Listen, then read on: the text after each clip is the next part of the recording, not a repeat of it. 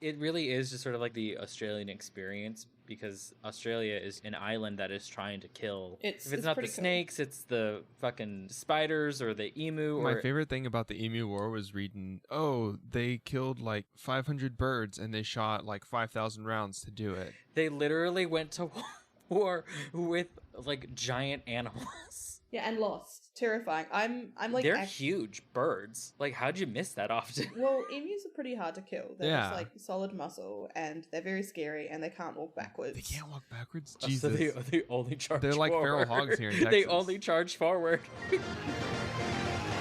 Psychic Dolphin Garage.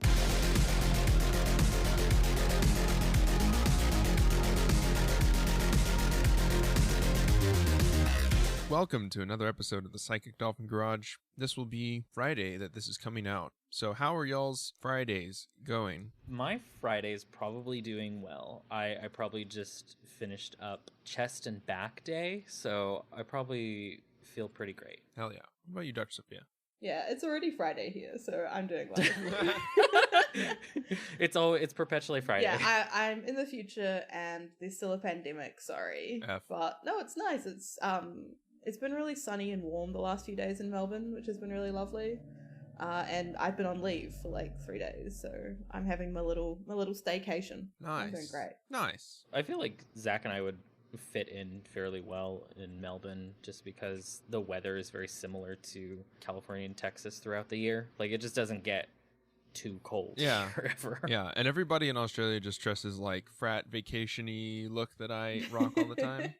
You're not wrong. That I would not be okay with. I would be okay with drinking wines directly out of a bladder. Yeah. But I'm not going to wear cargo shorts. I'm sorry. Frat bros don't wear cargo shorts. They wear chubbies. Fair enough. I think the drinking culture in Australia and New Zealand has a lot of problems, but it's given us some wonderful things, like Goon of Fortune. Mm-hmm. I don't know if you guys have ever come across Goon of Fortune, but it is a somewhat amazing but also horrifying drinking game that you only ever play when you're 18 and an idiot, where you get one of those rotating washing lines and you pin a bunch of goon sacks, so wine and bladders, to it. You open them all and you spin it. Oh my god, this looks like the best game. Oh my god. You just get soaked in a white zin. Yeah, but if you're lucky, like, one ends right above you and you just get to drink all of the wine. That's why it's Goon of Fortune. Boxed wine in Australia, you probably can get some like fairly nice boxed wine in Australia. Or over here, it's all garbage. Like, it's all just like gut rot, something your grandma drinks because it's cheap. But I feel like in Australia, you can actually probably get like a somewhat premium wine in a box. A lot of it is ends from various wineries. So if you're like lucky when you buy a box of wine, you can actually get like some really good wine. But a lot of the time you're not lucky. Well, and a lot of time you wouldn't even be able to know because you're 3 goons in. Yeah, it doesn't matter at that point. These are the best drinking games where it's like, yeah, we're not actually trying to dress this up as a game. We just want you to get as fucked up as possible. Oh yeah, like possum? Do you guys have possum in in America? It's when you climb a tree and then you drink until you fall out. What? No, what the fuck? And the game that's not a game. How's it a game? The game is you try and stay up in the tree as long as you can. That's a fucking double dare challenge. That's not a game. I was walking home through a park once and there wasn't anyone around, but a guy was like yelling out to me and he's like, hey, and I like look up and there's like 6 men like in trees around me and they're like, the iPod Shuffle fell out of the tree and we hate this song, can you change it? We're playing possum and we can't get down or we lose. So yeah, this is the best. This is the most on-brand story that we've ever heard from a guest on this podcast. Dr. Sophia, we're proud to have you in the garage today with us.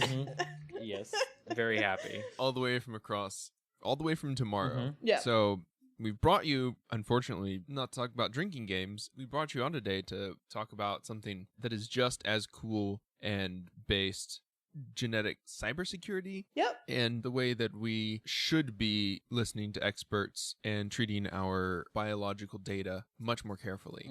That's really good. Thank you, Zach. I might just quickly pepe out before we start. So this is a more formal style of Māori introduction. Ko moana toku ko monga toku monga ko wairoa toku awa ko Pacifica toku moana ko Pākehā toku iwi ko Dallam Tawa toku waka ko Sandra rawa ko Keith toku mātua ko Sophia toku ingoa tēnā koutou, tēnā koutou, tēnā koutou katoa. So I'm pleased to be on the podcast. Thank you for that introduction. I'm trying to get into the habit of doing it more often because I think it is essentially what I just did was contextualize myself for you and any of your Māori speaking listeners.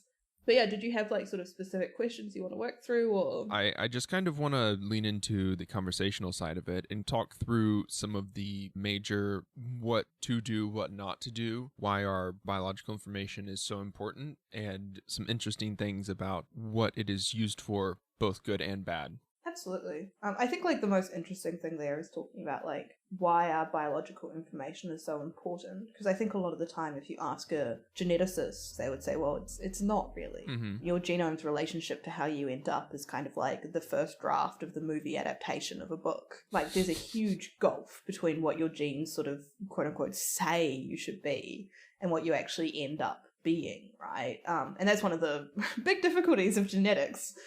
Makes it a really fun field to be in, is that there's a lot of environmental factors and there's a lot of stochasticity, so a lot of randomness that we just don't understand why particular genes do or don't do certain things in people. Yeah. One of my areas of research was a lot of diseases that have variable presentation, which means in some people they're really severely affected and like maybe sort of die fairly early on in life, and some people just never get sick.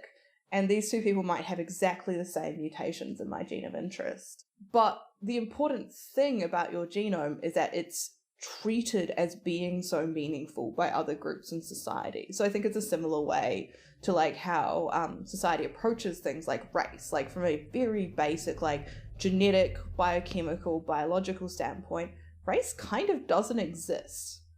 But it's really important to a lot of people. I don't think genetics has like a very important cultural meaning to a lot of people outside very specific areas of interest, the biohacking community, for example. But it is seen as important by people that have and groups that have a lot of power in society. So that's groups like health and life insurers is really one of the key ones. The way genetic evidence is used in courts right now is like hugely problematic in a lot of ways. Just a little itty bitty bit. Particularly around like behavioral genes. Yeah. When you say that rice is like almost doesn't exist, you mean that it's such like a specific formulation of like plants that that having like the one crop rice? Oh, no. Zach, are you joking? Rice. Did I mishear something? I'm sorry. Like the race. Race. Oh. Oh no. You don't Look, I can't hear words ever, No, you can't. okay? Like I'm I sorry. understand that they have an accent, I'm but so like sorry. my goodness. No. It's me. It's not you. It's me. Race. Dennis can understand you. Look.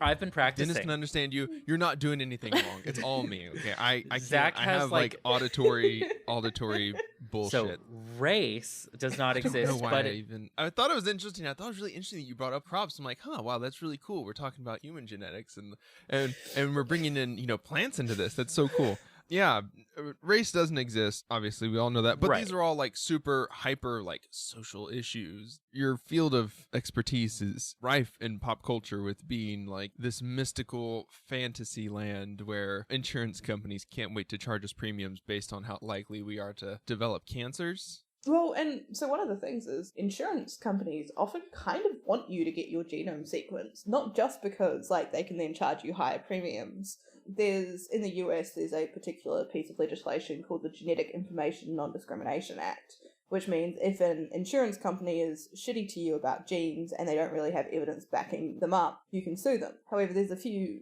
necessary elements to that. Firstly being that you know about this, secondly being that you have the ability to challenge it, and thirdly being that like you can pay some lawyers to sue them. Yeah.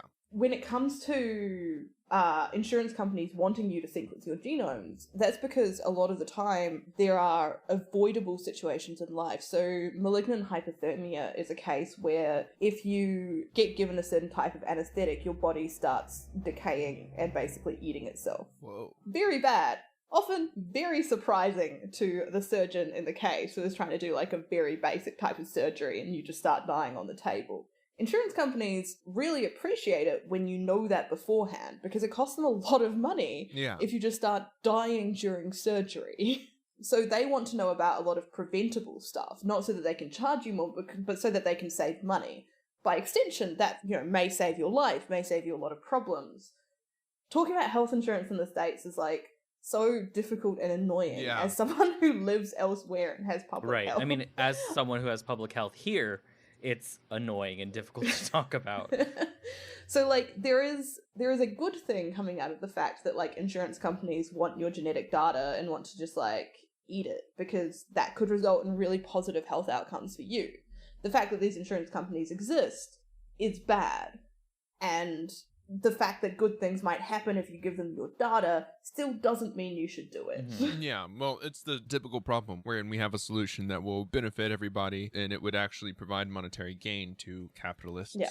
But it's also never employed by them because why would we want to benefit the people that we're just stripping profit and resources from? Yeah. I think the case when having access to your genetic data is really useful is where we're using particular proxies in life. So a lot of the time when you go to a new doctor or even when you talk to your health insurer or your life insurer, they might ask you for some family history or they might attribute certain risks to you based on your race. Mm-hmm. Right. Race. We got that one? Yeah, the fake one. Yes. Good. Yeah. Cool.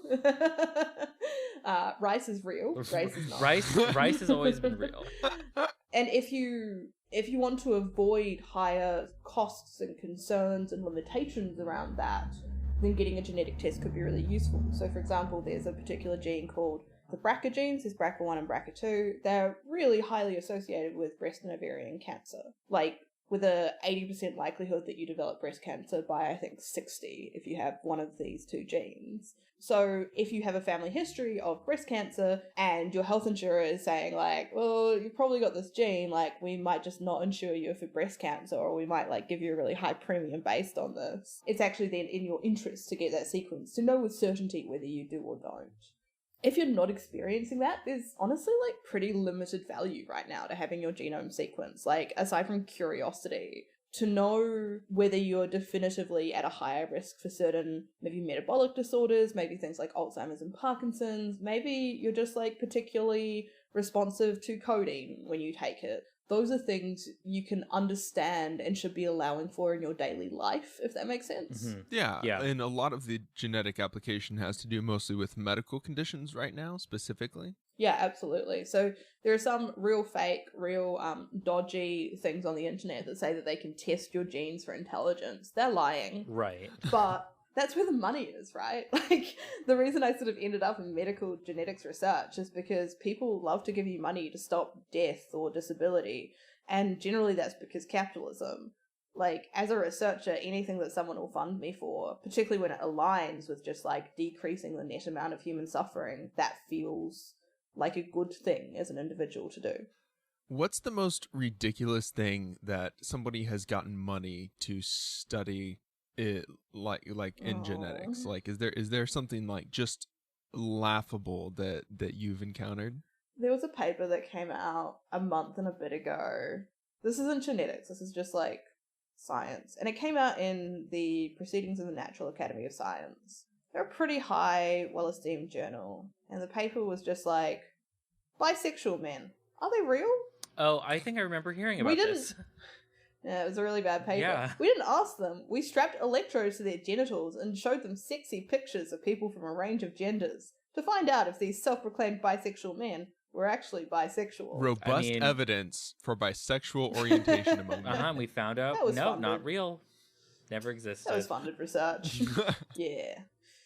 Yeah, so there's a lot of the social, not like social elements, but like basically anything where people get money to research into whether like gay people are genetically gay or just vibing it out with their genitalia, I think is kind of bullshit. In the talk I gave, which I know you've seen, Zach, I talk about a paper by Andrea Ganner, I think, where they just like, they did a genome-wide association study, which, okay, I'm going to have to go back a few steps. So genome-wide association studies are basically when you sequence a bunch of genomes and you kind of shake them and see what falls out. You're like, oh, all these people are this thing. If I just shake all these genomes, what is associated with this thing? They're basically divination for genetics.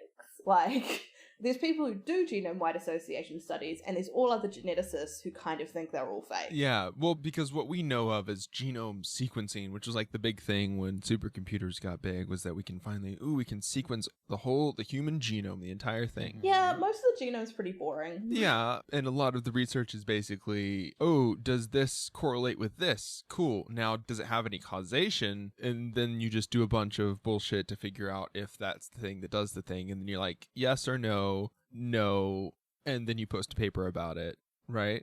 Yeah. And you just you have a chat about what the biological mechanisms are. I want to say lucky in that sort of the first lab I worked in, I had a very, very good mentor there who was very big on just being like, unless you can prove every step in the chain, this is meaningless, right? You can find a thing in the genes, but unless you can show that then exists in the protein and that then causes disease, what are you even doing? You're just finding stuff in genes. Yeah. Okay, that means nothing. And I think a lot of people don't really get that level of emphasis on finding biological mechanisms and making sure that whatever you find is actually meaningful.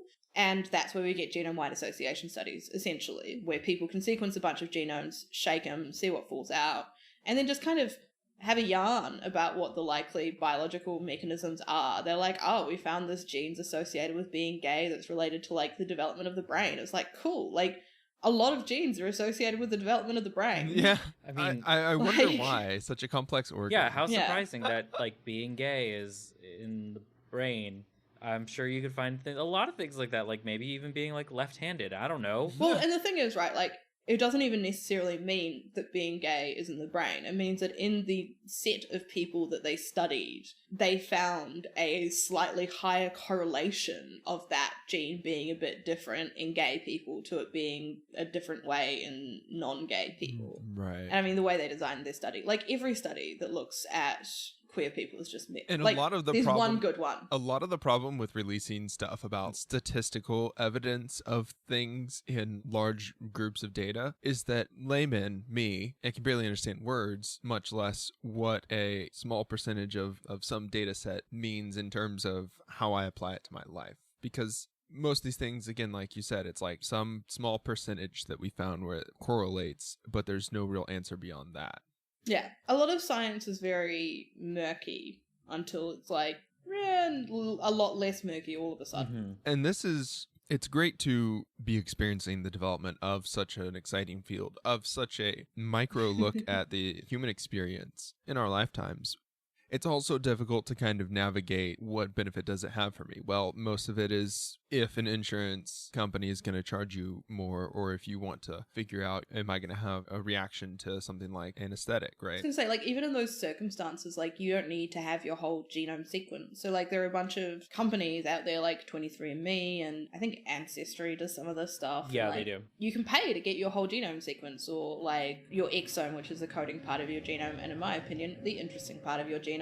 And it just doesn't give you that much useful information. I think, as with everything, if you have a very specific question going in, you can just sequence the gene associated with that a lot of the time. Well, I think to kind of compare and contrast genetic security with our personal security online, the way that I feel a lot of people approach keeping our genetic information secure is the same way we approach being spied on by Apple, Google, Amazon, and every website that we visit online. We aren't all using anonymizing tools. We aren't all securing our data streams and encrypting them because it's just not something we think about, especially with paid services that are popping up now that want to use your genetic data for cool entertainment reasons. Yes. And the most fun that you get to do with anything genetic, I guess, would be body hackers on YouTube who talk about, there was one that was really cool. He CRISPR'd himself a thing that made him lactose tolerant because he had such an intolerance to lactose that he made like a little like virus that would go in and give him more tolerance. See, that's boring. If I was going to CRISPR myself, I'd CRISPR myself taller. It's too late, Dennis. You had to do that Hey, a long time ago. You don't know how old I actually am. As long as we can CRISPR back in growing more, then I think we're fine, right? I'd want to do something. So we use a lot of dyes in science to like easily distinguish various cells and genes and stuff. And one of them's called GFP, so green fluorescent protein. I'd like to make myself glow a bit. Oh, I think I had to use that in my botany class. See, I do know a little bit about science. If you want to know anything about brassica, I know pretty much everything you need to know. About all of the brassica. There's a bunch of them now. Yeah. They all come from the same plant, and that's why they all kind of taste the same. I just want better. Should we I can very quickly explain what CRISPR is to just provide that context for anyone who's not. Yeah.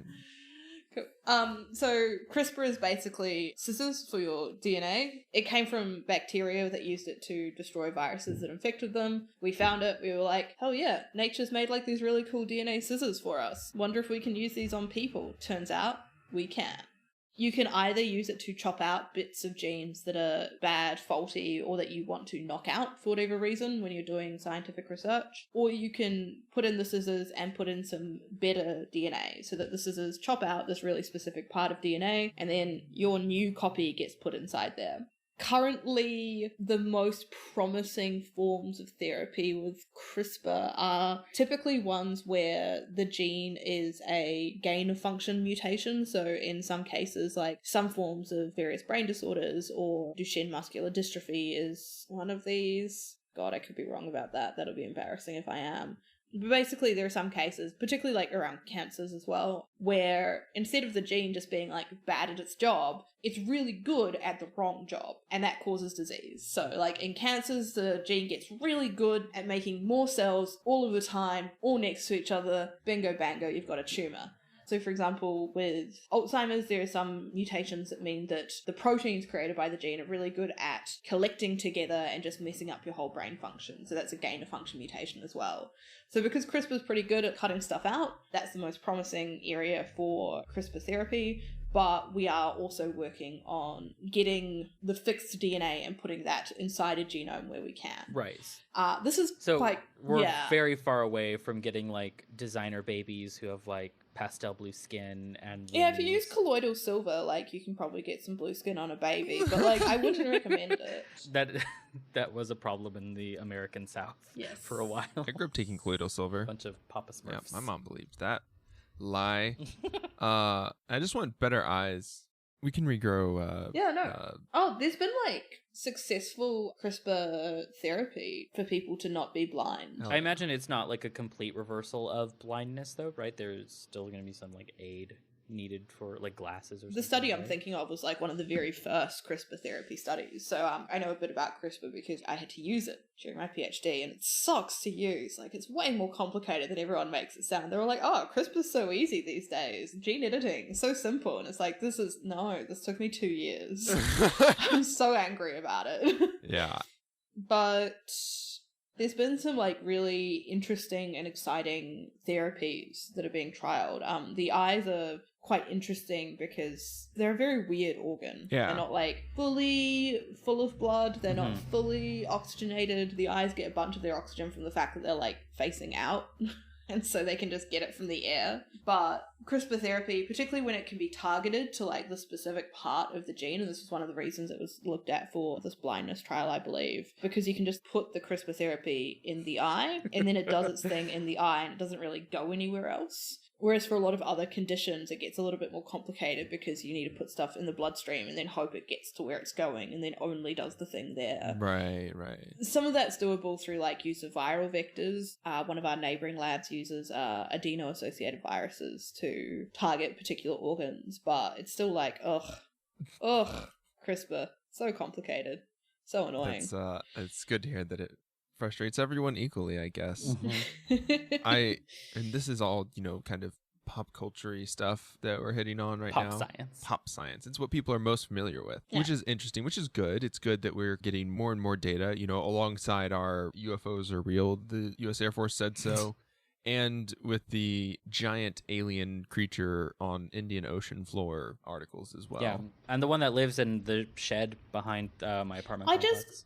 We know so little about the ocean that there might as well be a giant alien creature down there. Yeah. I always find it interesting that I have a friend who is a biological astrophysicist, so basically trying to study like the bacteria that are on like far off planets or meteors or stuff like that. And he always tells me that it's pretty much very unlikely that there's like intelligent life out in space, just because there's a lot of it and we haven't found it, and it's just like the conditions have to be so perfect. He's like, I don't even want to like attempt to try and learn about the biology that's on our own planet because the ocean's too huge. Like there's too much stuff. Like the ocean seems so much more complex than the infinitesimal space that is the universe. The ocean is terrifying. Well, I mean, we know too much about the ocean. You have to memorize too much. It's just not fun anymore. Mm-hmm. Well, we know too much, but also really not enough, right? Like we've explored and we know about this tiny proportion of the ocean.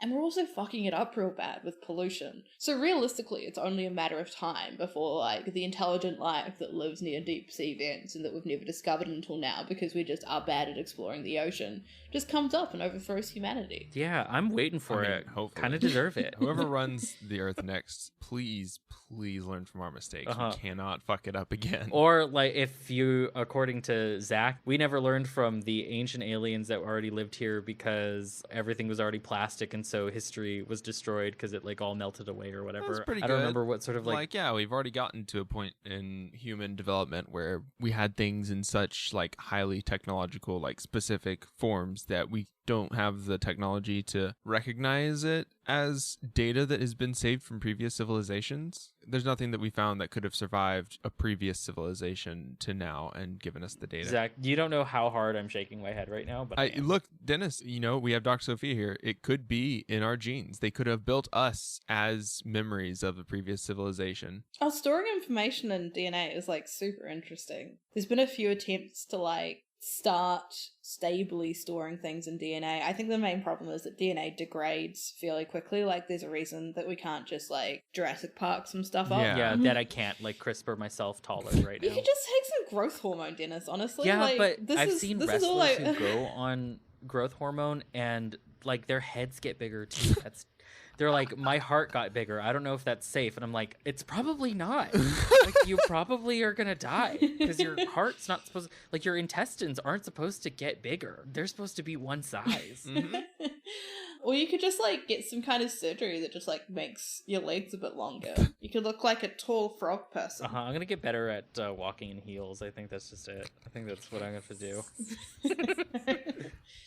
I think maybe we could talk a little bit about, like, what's the alternative to, like, having just a giant open source database where we store everything that's anonymized. So it's not really like your data is out there, your data is anonymized, but it's still useful for researchers. Like, some of the ones I can think of are obviously, like, if anybody has access to it and we start doing statistical analysis and some idiot decides that, oh, this thing is super important, then suddenly we're going to be looking a lot harder at genocide because we misunderstood data. Well, yeah. I mean, genocide because we misunderstood data is, like, the history of human civilization. Yeah, well, I didn't... what I'm saying is we're not going to change anytime soon. Right. Yeah. No. I absolutely understand that. I think one of the things that needs to be really important and remembered about your genome is that it can never be fully anonymized. To have your whole genome and all the information in it, it can realistically only ever be de-identified. There's a wonderful lab in the States somewhere. I know the States is really big, but, you know, you all seem the same to me. Run by a guy called Jan of Ehrlich, who is, like, this absolute genius when it comes to understanding data, essentially, and he took that genius and applied it to genomes, and it turns out you can re-identify genomes pretty easily, and this was first published in 2013, and we're still saying, oh, anonymized. That's not the case. I think in order for this to happen, in order to get, like, useful and meaningful information for research communities need to get better at consent.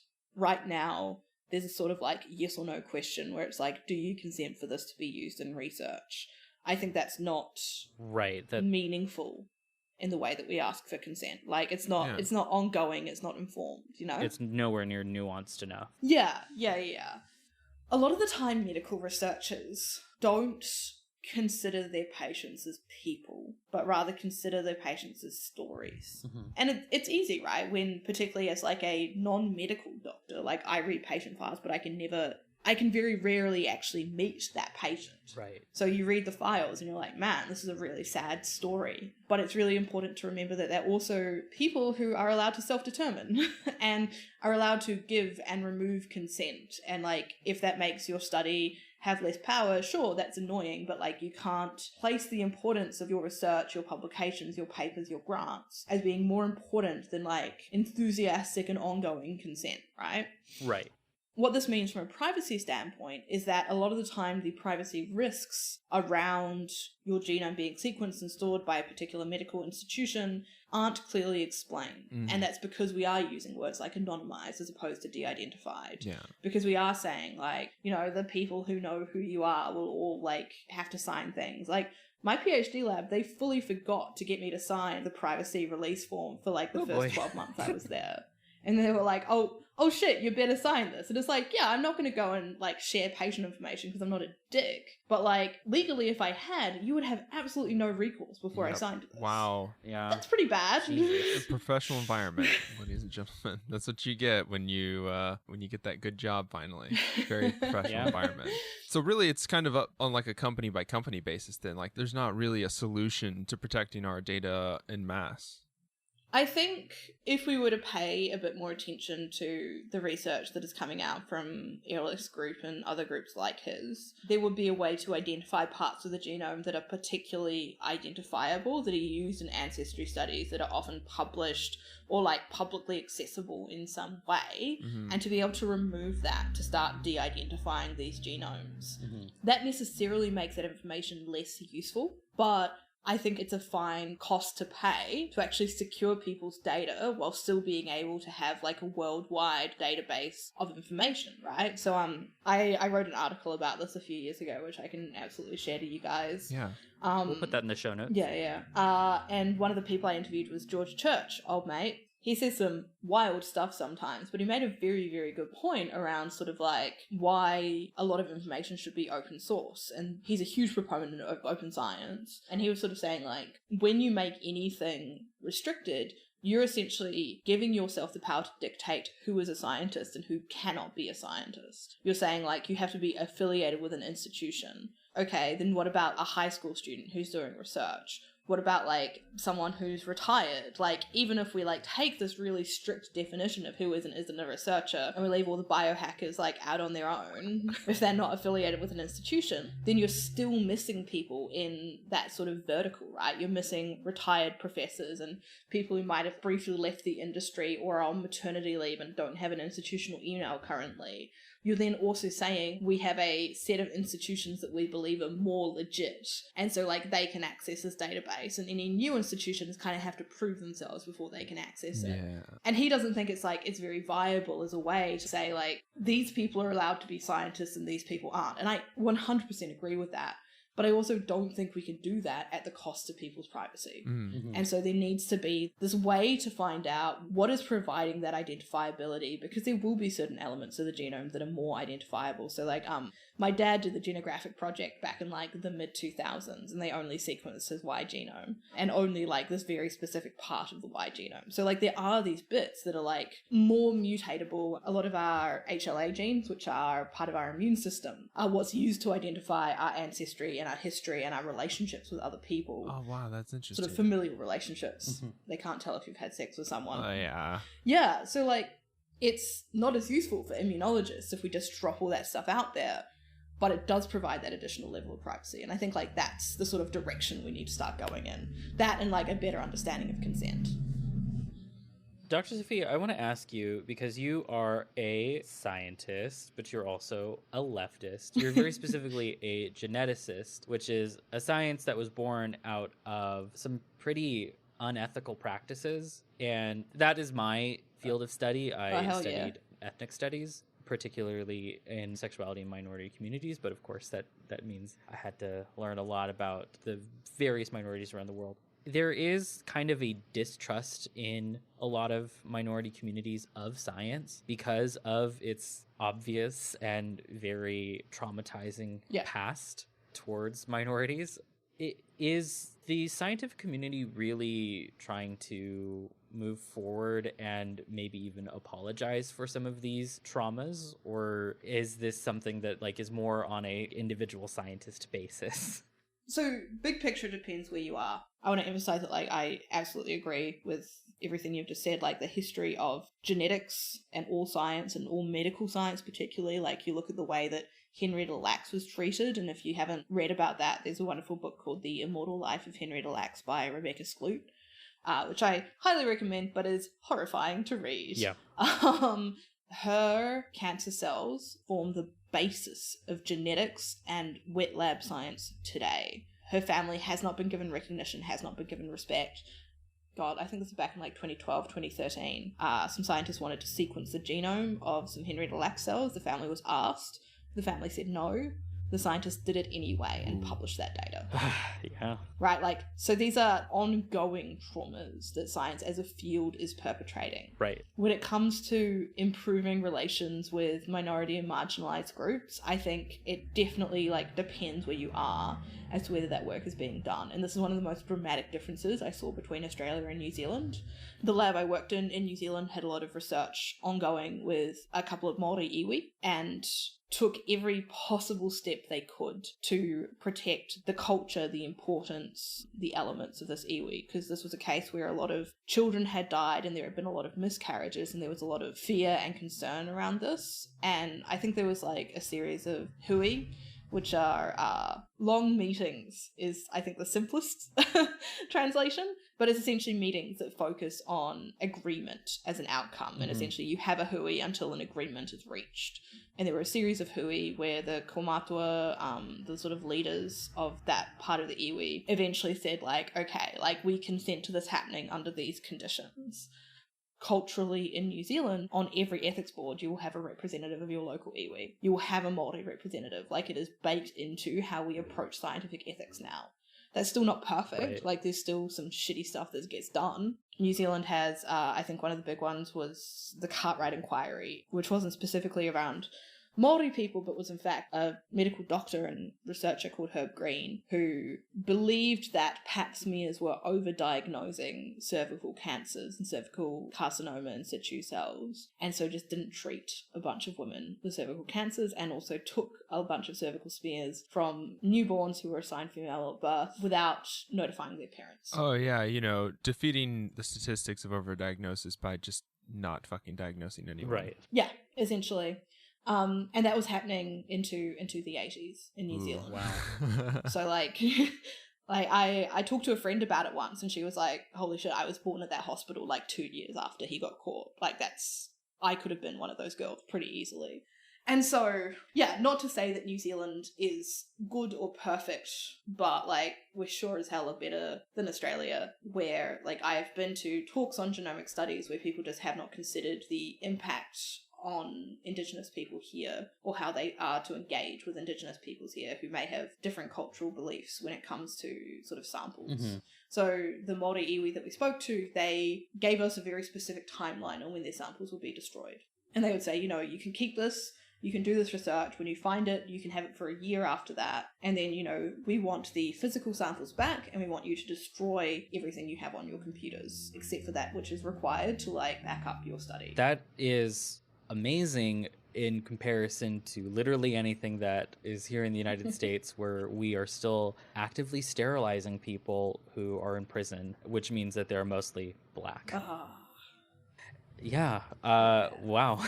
Right. I mean, you know, cousins to the Maori are the native Hawaiians who are still fighting for their rights to not have a new research telescope built on sacred land. Yep. Yeah. It's a particularly complicated situation because there are native Hawaiians who are also scientists who say that this is possible, but under strict supervision by Native Hawaiians, but of course the researchers are not willing to listen to them. It is unfortunate, but it's nice to see that somewhere in the world that Indigenous people and their culture and their lives are being taken into consideration and can work together to help better a community of marginalized people. Well, and I remember when everything with that research telescope, I think it's on Mauna Kea, kind of kicked off. I know quite a few astrophysicists just sort of vibe. I like space. I turn up to events that they're at. And a lot of New Zealand astrophysicists were like, of course you can't build a telescope there. They've told you it's tapu. You can't put it there. Like it's so out of the realm of our concept to like break tapu. It's very, very strange and like obviously not super upsetting as a white person, but like it's a bit upsetting to like go places and see things where like I think people are only stopped from climbing Uluru, which is hugely important as a cultural icon to the Indigenous peoples of the Northern Territories. Like last year people were stopped from climbing their sacred rock. And me and my brain is just going like, but it's tapu. You can't go there. Like Peter Jackson couldn't film in some bits of New Zealand because they were tapu. Like, yeah, Lord of the Rings, super famous filmmaker, brings us heaps of money. No, it's tapu. You can't go there. Right. I mean, that concept just doesn't exist in the United States, where all of our Indigenous people are like, there are like only a handful of local people here near me because over here the tribes were just gigantic. So they're more just like groups of people as opposed to just like singular tribes, kind of like different city-states, a bit like the Greeks.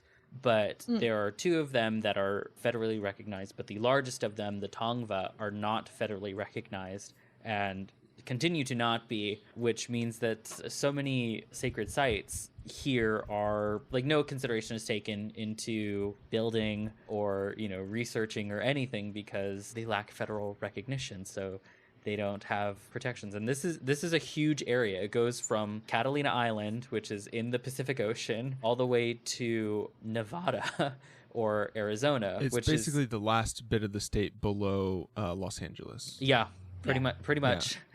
Which is a massive chunk of land. Yeah, there was an interesting map. If I could find it, I would like to put it into the show notes. But it's a map of all the places where you would look it up and you would find like what Indigenous territory you're on. And the countries that covered were the United States, Canada, Australia, and New Zealand, and then where treaties were broken. And basically all of Canada and the United States are completely covered by broken treaties. I don't remember Australia and New Zealand. Australia doesn't have treaties. New Zealand does, and whether it's been broken or not is under dispute because essentially the translation was bad.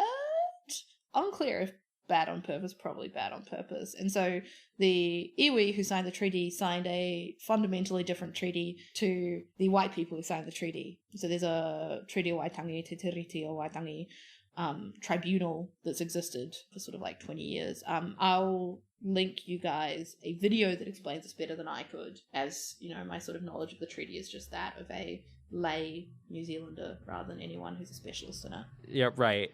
I want to bring this back though to speaking about science. Because science has like technically always existed in a way. Like we've always been subject to the natural world around us, and I feel like we've been weary of a white person with medical equipment for a while. And it's good that we get to move forward and hopefully improve our lives with the aid of science, without necessarily having our cultures destroyed. It's insane that it's 2020 and we are finally like, you did this speech you posted the YouTube video of a lecture you gave. Yeah, KiwiCon. KiwiCon, yeah. It's a InfoSec conference in Wellington in New Zealand. Never heard of anything like that in the US. It's great and amazing that stuff like that is happening because the US has fallen so far behind, because we're no longer importing German scientists, is what I'm saying. Right. I think there are pockets of good work that are being done in the US. I think science in the States has been in a very difficult position for the last 4 years. Right. And a lot of scientists there they're working really hard to try and make the world a bit better.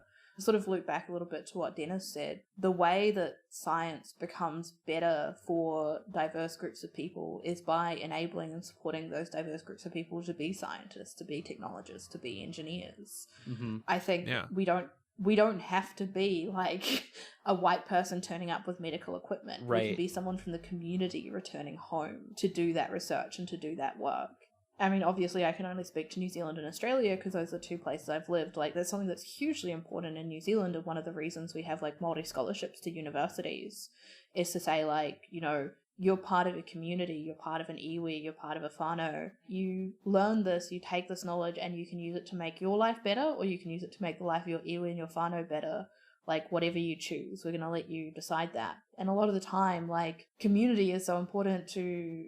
particularly culturally to Māori people, that they'll take that information back home and they'll start like building that out. And so like having Indigenous researchers wherever you are, having diverse researchers, having researchers who speak the language of where they're doing that work. So like something I always ended up butting heads against in my previous research institution was we had a whole research group on hearing loss and no one there signed. Wow. No one there spoke like either Australian Sign Language or American Sign Language. That's cringe. That's not good. And it was like, how do you talk to them? Like, what are you doing? How do you ask them what their problems are? Yeah, no, like that's like white savior bullshit instead of like enabling people that are aware of the problems, giving them the tools to fix the problems that they have. We don't need to give a $3 billion grant to the Ivy schools to study your zip code.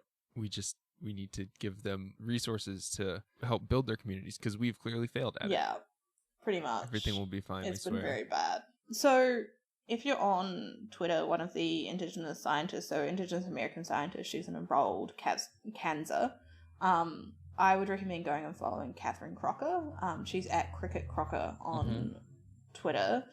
She's, you know, vaguely in my field. She does research into epigenetics, so that's essentially how your genes are packaged, which is really investigating the interplay between environments and genomes. She's killing it.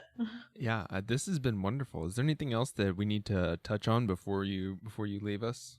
I think just like emphasizing that, you know, if you're ever in a position to support a minority or marginalized group that's going into STEM, really do that and to see like the importance of that as being more than just this one person becoming a scientist, but it's really about starting to decolonize science, technology, engineering, mathematics as a whole. Decolonize STEM. You heard it here first. That also include like the Boys and Girls Club in the United States, which is like an after-school club. Their STEM program is funded by Raytheon. To be fair, my last science lab got something like a $5 million grant from the United States Department of Defense for research into mitochondria, which I think was mostly based on the fact that they went something like, oh yeah, you can make super soldiers, right? And we were like, yeah, that's what this research is going to do. Will you give us money? We're never going to do that. I love that the United States is still trying to find a way to make Captain America. To make psychic Captain Americas, like fucking like men who talk with goats back in the 60s. There's no fixing the ways in which we're going wrong. I've surrendered to that reality. Right. I mean, we didn't even talk about climate change because there's too much.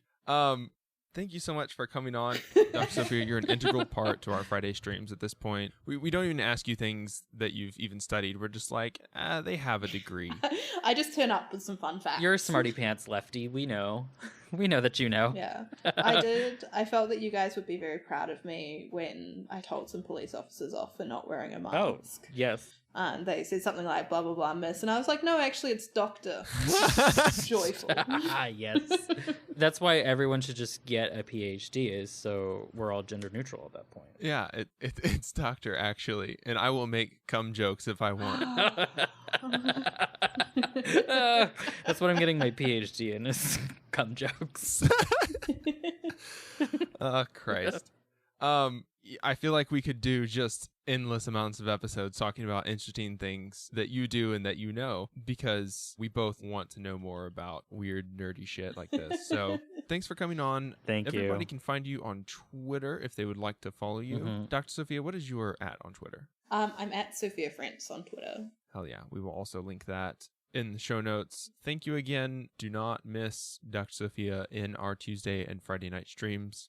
Do that, and we hope to see y'all on Tuesday for our main episode. Bye. Bye. Goodbye.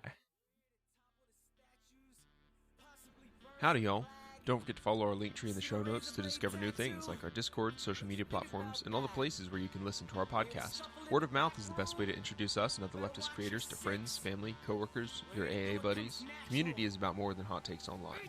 And if you want to support our efforts, you can donate to us at patreon.com/psychicdolphingarage, which is spelled how it sounds.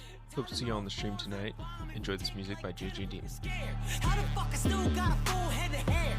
Not a single gray. Fuck the cops, family first, every single day. Bringing a charm when I ring the alarm. My arms got a box cutter insignia. We gotta abolish ICE, we gotta abolish ICE, abolish it. No need to apologize, the Holocaust abolishes. For no reason we colonize the land and put up monuments. Dope needles, dollar signs, the globe stands in astonishment. I hope there'll be a punishment. I really wanna get bloody. I really wanna stand in judgment of anybody taking money from anybody in the struggle. Anybody on a budget. Poor people getting 10 to 20 for some dumb shit. Corporations incorporating a bloodlet. Mark my fucking words, this coup will not be bloodless. Mark my fucking words, this coup will not be bloodless. Mark my fucking words, this coup will not be bloodless. Mark my fucking words, this coup will not be bloodless. Mark my fucking words, this coup will not be bloodless. Mark my fucking words, this coup will not be bloodless. Mark my fucking words.